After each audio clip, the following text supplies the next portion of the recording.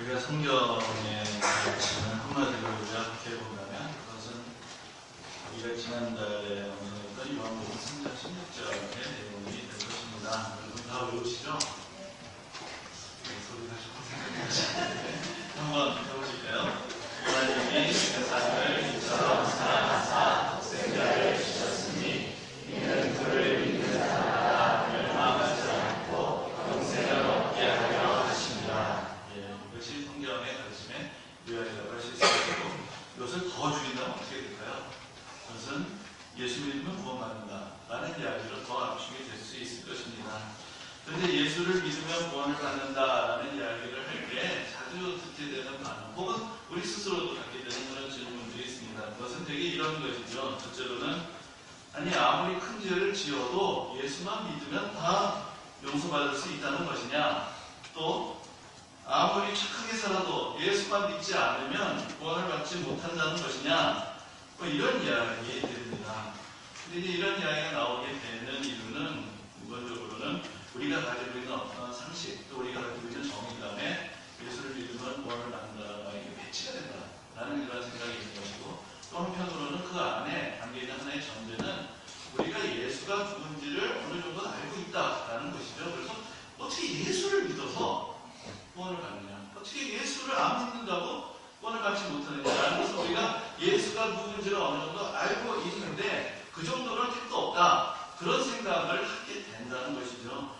그래서 예수를 믿으면 구원을 받는다라는 말을 이해를 하기 위해서 우리가 먼저 던져야 될 질문은 도대체 예수가 누구인데, 예수님이 누구시길래 예수님만 믿으면 어떤 죄도 용서받을 수 있다고 하는 것인지, 예수님을 믿지 않고 거부하면 하나님 나라에 들어갈 수 없다고 하는 것인지, 저희 거기에 대해서 먼저 답을 찾아봐야 되지 않겠습니까? 그래서 우리가 우리의 구원에 대해서 예수님이 누구시냐라는 질문은 사실 피할 수가 없는 그런 중요한 질문이 되는 것입니다. 또 우리가 사도신경 지금 한 구절 한 구절 계속 살펴보고 있는데, 사도신경에서도 먼저 하나님은 누구신가 우리에게 고백하게 합니다. 그리고 또 계속 이어서 예수님은 누구신가, 그분이 우리를 위해서 무엇을 하셨는가라는 것을 우리에게 가르쳐 줍니다. 근데 사실 우리는 신앙생활하면서 하나님이 누구신가, 예수님이 누구신가, 성령님이 누구신가, 구원이란 무엇인가, 영생이란 무엇인가, 이런 것에 대해서 그렇게 별로 심각하게 질문하지 않습니다. 대부분 우리의 관심이라는 것은 그렇게 교리적이고 추상적인 게 있지 않습니다. 오히려 우리의 관심은 우리는 어떻게 행복하게 살 수 있는가, 나는 어떻게 내 마음의 평화를 얻을 수 있는가, 내 인생의 갈등을 어떻게 해결하고 어떻게 내가 원하는 바를 이룰 수 있는가, 사실 이것이 우리에게는 훨씬 더 절실하게 다가오는 질문이 되는 것이죠. 그리고 그런 질문에 답을 얻기 위해서 우리가 신앙생활도 하고 또 여러 가지 도움들을 구하는 것 아니겠습니까? 그렇기 때문에 우리는 이 어떤 객관적인 이 세계의 진리 그 자체에 대한 관심보다도 주관적인 나의 인생, 나의 마음, 거기에 훨씬 더 많은 관심을 갖고 있는 것이죠. 근데 성경은 어떻습니까? 물론 성경도 우리의 행복에 관심이 있습니다.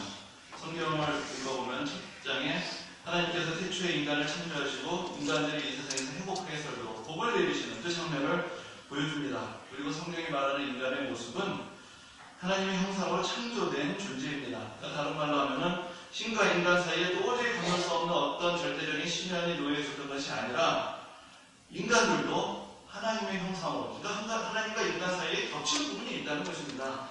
그래서 하나님의 영광과 존귀를 가진 존재로 인간이 창조되었다. 이것을 성경은 우리에게 가르쳐주고 있습니다. 그런데 그러면 왜 우리가 오늘날 행복하게 살지 못하느냐? 성경은 우리가 행복하게 살지 못하는 이유를 죄라는 말로 표현하라고 하고 있습니다.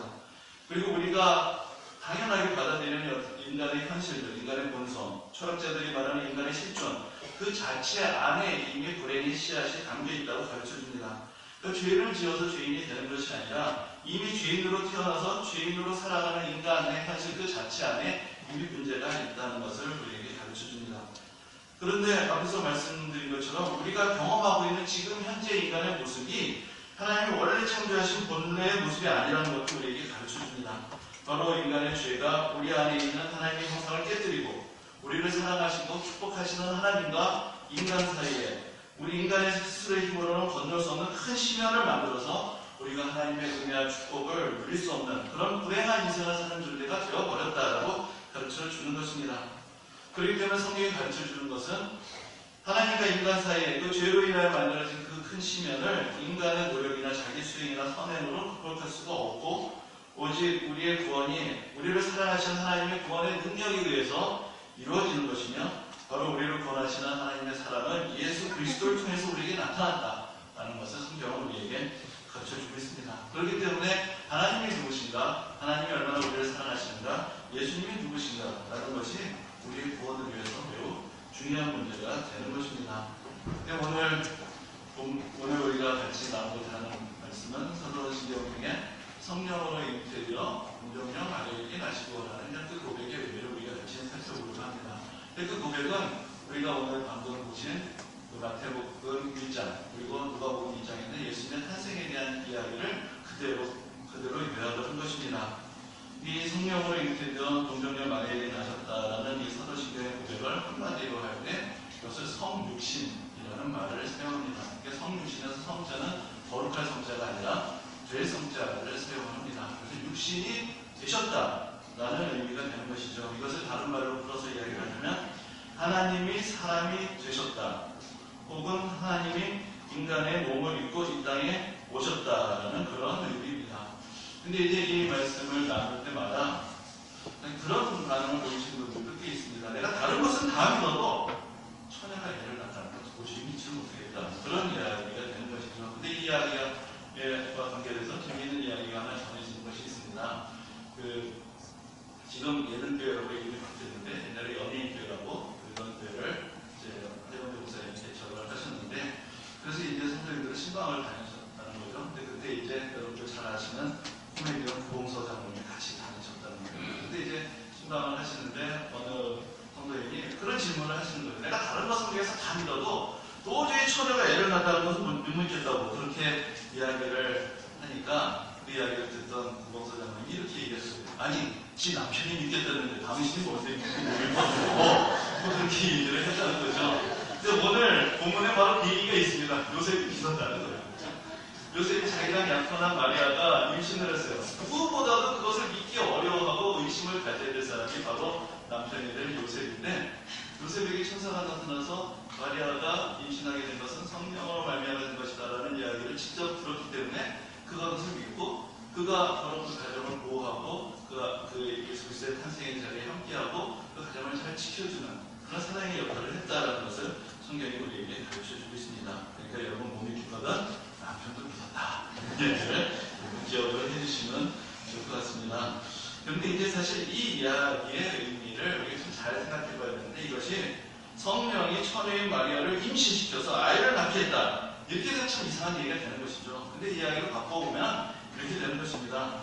태초부터 계신 하나님의 아들이 우리를 사랑하셔서 우리의 죄를 대신 담당하시기 위해 마리아를 통해 인간의 몸을 입고 이 땅에 오셨다라는 것을 의미하는 것입니다. 성령으로 잉태했다는 것은 성령이 처녀를 임신시켰다라는 의미가 아니라 하나님과 인간이 성령 안에서 서로 만났다, 연결이 되었다라는 것을 가르쳐주는 것입니다. 그래서 이 오늘 본문의 이야기를 요한복음이 요약을 하면서 말씀이 육신이 되셨다라는 그런 표현을 사용합니다. 하나님과 동등한 관계를 가지신 하나님의 아들, 하나님의 말씀이 육신을 입고 우리에게 오셨고, 우리가 바로 그분을 만났고, 우리가 지난번에도 우리가 하나님의 아들에 대해서, 예수님의 하나님 아들 되시는 데서 말씀을 나눌 때 그때 성경을 인용하면서 전해드렸던 것처럼 많은 제자들이 예수님 안에서 하나님의 영광을 보았습니다.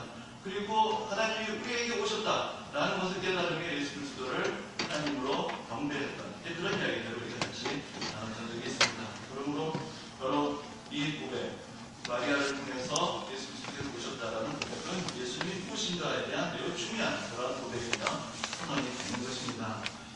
이제 덴마크의 철학자 테르표가 기독교에서 말하는 이 사랑의 의미를 어떻게 전할까 고민을 하다가 이 이야기를 아마 여러분들도 많이 들어보셨을 텐데, 왕과 평민인 아가씨의 사랑의 이야기를 비유하여서 이제 풀어보았던 적이 있습니다. 그래서 그 이야기 원래 얘기는 복잡하고 이 테르표라는 사람이 아주 민감한 사람입니다. 그래서 우리가 생각하지 못한 것까지 아주 집요하게 이제 이야기를 풀어가는 것을 보게 되는데, 그 이야기는 대략 이런 것입니다. 한 왕이 평민인 아가씨를 진정으로 사랑하게 됐습니다. 그러면서 이 왕의 고민이 시작이 되는 것이죠. 그럼 어떻게 할 것이냐? 그 여인을 왕궁으로 데려오면 되겠죠. 그런데 왕궁으로 데려온다고 진정한 사랑이 이루어질까? 과연 그 왕궁에서 그 여인은 진정으로 행복할 것이냐? 왕은 여인의 사랑을 받게 되는 것이 아니라 여인은 왕궁에서 늘 외롭고 늘 미안하고 늘 불행한 그런 삶을 살게 되는 것은 아닌가? 아니 그런 생각을 합니다. 또 사랑이라는 것은 근본적으로 서로 동등한 사이에서 사랑 외에 그 어떤 것도 존재하지 않는 그런 순수한 사랑이 되어야 하는 것인데, 한 사람은 혜택을 받게 되고 베풀어주게 되고 한 사람은 혜택을 받는 그런 존재가 되어버리면 평생 미안하고 일방적인 관계가 될 수 있어도 진정한 사랑이 이루어질 수 없다는 것이죠. 그러니까 이제 그 다음에 왕이 고민하는 것은 그런 평민인 척하고 그 처녀를 만날 것이냐, 이제 그런 고민을 합니다. 근데 그것은 근본적으로 거짓이라는 것이죠. 속일 수가 되는 것이니까 나중에 왕의 신분을 알게 됐을 때 오히려 그 아가씨가 배신감을 느끼고 실망하게 되지는 않을까, 이제 그런 고민을 하게 됩니다. 그래서 결국 그 왕이 내려야 하는 가장 유일한 선택은 평민인 척하는 것이 아니라 진짜 평민이 되는 것이다 라는 것이죠. 왕의 모든 신분을 다 포기를 하고 진짜 평민이 되어서 평민의 삶, 애환을 그대로 짊어지면서 함께 살아가는 그런 삶을 선택을 하게 된다는 것입니다. 그래야 자기 진심을 알아줄 것이고 서로 동등한 자리에서 진정한 사랑을 할 수 있게 될 것이다. 그런 이야기가 되는 것입니다.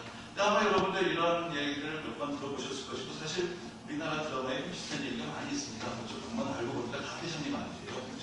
다 무슨 본부장이고 다 무슨 회장님 안 되졌다. 그런 이야기. 왜 얘기가 나눴냐, 여러 가지 갈등도 있고 그런 얘기들 아마 여러분들 어느 나라 사람들보다 한국 사람들 잘 알고 있을 텐데, 근데 여러분 이 이야기를 지금 기회를 주고 풀어서 이야기하고 익숙한 이야기를 조금 교리적으로 진지하게 들여다보면 거기에는 이런 이야기가 있습니다.